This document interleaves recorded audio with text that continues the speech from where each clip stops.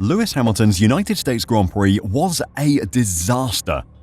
After showing some pace during the sprint race, Hamilton fans had high hopes for Sunday's main event, but a terrible qualifying session saw him out in Q1, and his race was even shorter. On the other side of the garage, George Russell managed to go from the pit lane to finish in 6th position.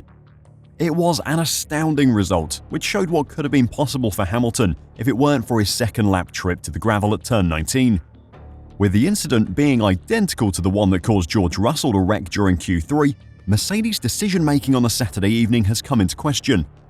Today, I'll check out how a massive mistake Mercedes made that night ruined Lewis Hamilton's race, so don't go anywhere. The United States Grand Prix in Austin was almost a complete disaster for Mercedes. Russell qualified on the front row for the sprint race, and Hamilton looked like he could have got pole for that event had he not come across yellow flags on his qualifying lap.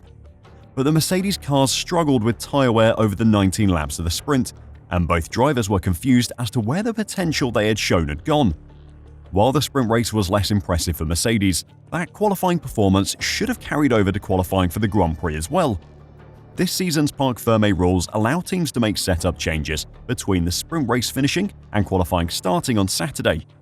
Mercedes should have been able to find a setup solution to the tyre wear without destroying their one-lap speed. Yet the team managed to ruin Hamilton's setup. He split the Sauber cars, finishing 19th fastest, and described his car as having messy balance and front locking. George Russell said, "It was just a really difficult session. Yesterday we had a car in which both Lewis and I were fighting for pole position. Today we're both nearly out of Q1. I was 0.6 seconds away from pole at the start of Q3.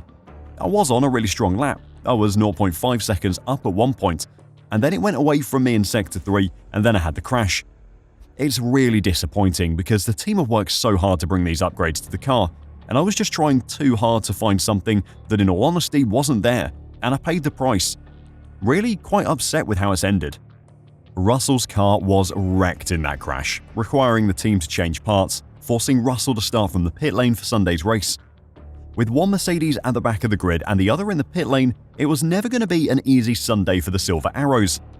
However, following the poor performance of Hamilton's car and Russell's crash, Mercedes should have identified that something they did between the sprint race and qualifying upset their car. However, they decided to ignore it, leading to Lewis Hamilton crashing on the second lap. "I've never spun, especially on the second lap," he said. "It's devastating to not be in the race because I love this race." Mercedes were able to make setup changes to Russell's car before the Grand Prix, as they already had to change the specification of parts which had been broken in his crash, as they didn't have spare upgraded parts available. Those changes clearly worked, with Russell finding some great performance during Sunday's Grand Prix, in which he finished 6th. They had the option to make setup changes for Hamilton as well. Any setup changes would have required Hamilton to start from the pit lane, with him at the back of the grid anyway, and the car clearly not working properly. The disadvantage of a pit lane start would have been easily outweighed by the advantage of a better setup. Mercedes technical director James Allison has explained why the team didn't take advantage of Hamilton's poor qualifying position to change his car's setup for the race. Allison admitted the team discussed doing so, but said there was no reason to do the same with Hamilton's car, despite the worrying crash Russell had at turn 19, the same turn that Hamilton would spin at just 2 laps into the race. "It was an option to do what George did, to start from the pit lane having changed the setup on his car between qualifying and the race," said Allison in a video released by the team. "But we didn't actually have any reason to think there was much wrong with Lewis's setup." It's a surprise that Allison says there wasn't much wrong with Hamilton's setup after qualifying, considering he was the second slowest car on the grid, and described the balance as messy. Over the previous 11 Grand Prix run at the Circuit of the Americas, Lewis has qualified in an average position of 2.45 and had never qualified lower than 5th. Excluding his disqualification in 2023, he'd never finished the race lower than 4th and had an average finishing position of 1.8. For him to be 19th fastest in qualifying, something had to be seriously wrong, so to say there was nothing wrong seems like a huge oversight. Allison finished by saying, "He had his best bodywork on. He had the grid position we had, which is further up the road than starting from the pit lane. So why not start where you'd qualified, even if it wasn't the place you wished you'd qualified?"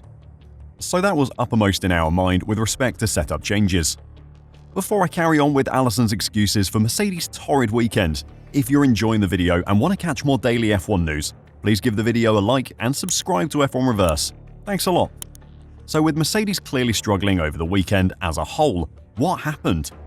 They had plenty of upgrades that the team were very optimistic about, but they've completely lost touch with Ferrari, McLaren and Max Verstappen. It was only 6 races ago that they picked up their third win in 4 Grand Prix. Since then though, 1 podium in 5 outings has been a really poor return.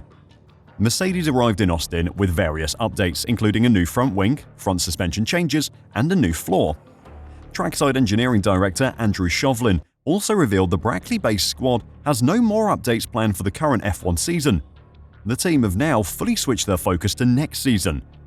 But despite the poor weekend performance, Mercedes are happy with how the upgrades performed, instead blaming setup mistakes for their troubles. Allison said, "All the things we measured suggested that the upgrade package was behaving as we would expect. The downforce was there. We did not see, prior to the spins, anything breaking down on the flow structure under the car.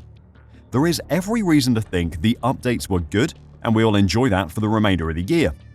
The spikiness that we saw, that pitched us into the barriers on an unusual number of occasions, was because we had the car too low, too stiff, and had the handling degrade unacceptably as a result."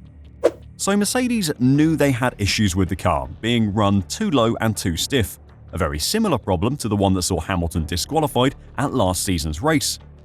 The question then has to be, why not start Hamilton from the pit lane? The car clearly had problems, and starting from the pit lane would only have lost him 2 places. It was a mistake which proved incredibly costly for Mercedes when Hamilton found himself beached outside of turn 19. Then, George Russell showed the team what could have been if they had made changes for Hamilton's car as well. Allison went on to explain that the incorrect setup direction was in part due to the limited practice opportunities at a sprint event. The teams had just a single-hour session at COTA, in which Hamilton also had a spin. However, Allison is confident that over the remaining 2 Grand Prix of the America's triple header, the latest upgrade will show its potential, and that suggestions linking the off-track excursions in Austin and its update will be proven wrong. "Because it was a sprint weekend, you get less time to dial that in than you would normally," said Allison.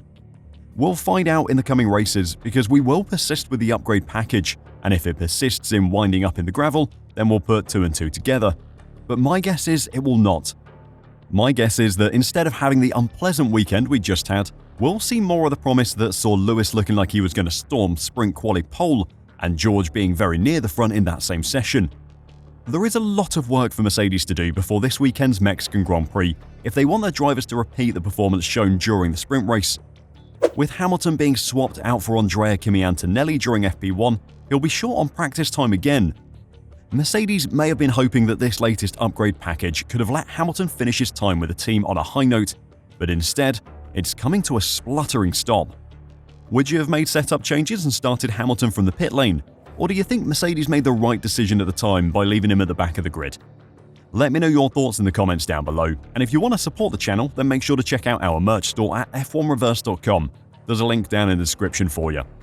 Thanks a lot, and until next time, drive safe and bye for now.